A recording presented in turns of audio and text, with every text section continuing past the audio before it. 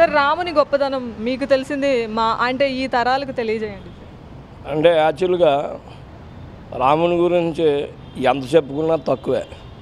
ఎందుకంటే భారతదేశంలోనే కాదు, ప్రపంచంలోని ఇతర దేశాల్లో కూడా రామ మందిరాలు అవి ఉన్నాయి. అదేవిధంగా ఈరోజు ఈ యొక్క రామ మందిర నిర్మాణం ప్రాణ ప్రతిష్ఠ అనేది హిందువుల యొక్క జీవిత చరిత్రలోని సువర్ణ అధ్యాయము. ముఖ్యంగా ఈరోజు 1992 ఆ ప్రాంతంలో కరసేవ జరిగినప్పుడు మొట్టమొదటిసారిగా వెళ్ళినటువంటి ఆ యొక్క క్రతువులో మన హైదరాబాద్ వ్యక్తులే పాల్గొన్నారు. అదేవిధంగా ఆ రోజు ఉన్నటువంటి ప్రభుత్వం మలయాన్ సింగ్ యాదవ్ ప్రభుత్వం లాఠీచార్జ్ చేసి కొన్ని వందల వేల మంది క్షతగాత్రులయ్యారు. కొంతమందిని చాలామంది చనిపోయిన వాళ్ళని ఆ సరాయి నదిలో పడేశారు. చరిత్ర చాలామంది తెలియదు. ముఖ్యంగా రాముడి గురించే రెండు ముక్కల్లో చెప్పాలంటే పితృవాక్ పరిపాలన. తండ్రి హెడ్ ఆఫ్ ది ఫ్యామిలీ. తండ్రి పిలిచి అడవికి వెళ్ళమంటే వనవాసానికి వెళ్ళిపోయినటువంటి వ్యక్తి శ్రీరాముడు.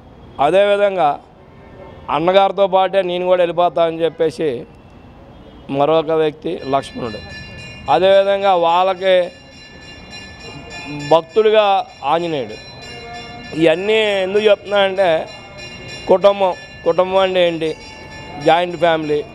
ఈ వ్యవస్థ ఎప్పుడైతే దూరం అవుతుందో హ్యూమన్ రిలేషన్స్ కూడా దూరం అవుతుంది. ముఖ్యంగా చెప్పేదంటే రాముడు అయోధ్యలోని ఆయనకి మందిరం కట్టడం అనేది చాలా చరిత్రాత్మకమైనది.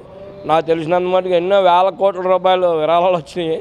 ప్రపంచంలో ఏ టెంపుల్కి రాలేదు. అదేవిధంగా హిందూ జన్మ ధన్యం అవుతుంది. ప్రతి ఒక్కరు హిందూ అయి పుట్టాక ఆ యొక్క అయోధ్యని దర్శించుకుంటే వాళ్ళ జన్మ ధన్యం అవుద్దని నేను భావిస్తున్నాను. అంటే స్టార్టింగ్లో విఐపి దర్శనాలు ఉన్నాయి, తర్వాత మన సామాన్య ప్రజలందరికీ దర్శనం ఇప్పిస్తారు అని అంటున్నారు. విఐపి దర్శనాలు అంటే ఏమి లేదమ్మా. వాళ్ళ ఒక్కరోజే అలా ఒక 5,000 మంది 10,000 మంది ఉంటారు. ఏముంది విఐపీలు సాయంత్రాన్ని మూటములు సర్దుకొని వచ్చేస్తారు. ఎవడ అక్కడ కాపురం ఉండదు కదా. తిరుపతి కన్నా ఏమి గొప్పదేం కాదు కదా. తిరుపతిలో రోజుకి 60,000 నుంచి 70,000 మంది యాత్రికులు అక్కడ దర్శనం చేసుకుంటున్నారు వెంకటేశ్వర స్వామి.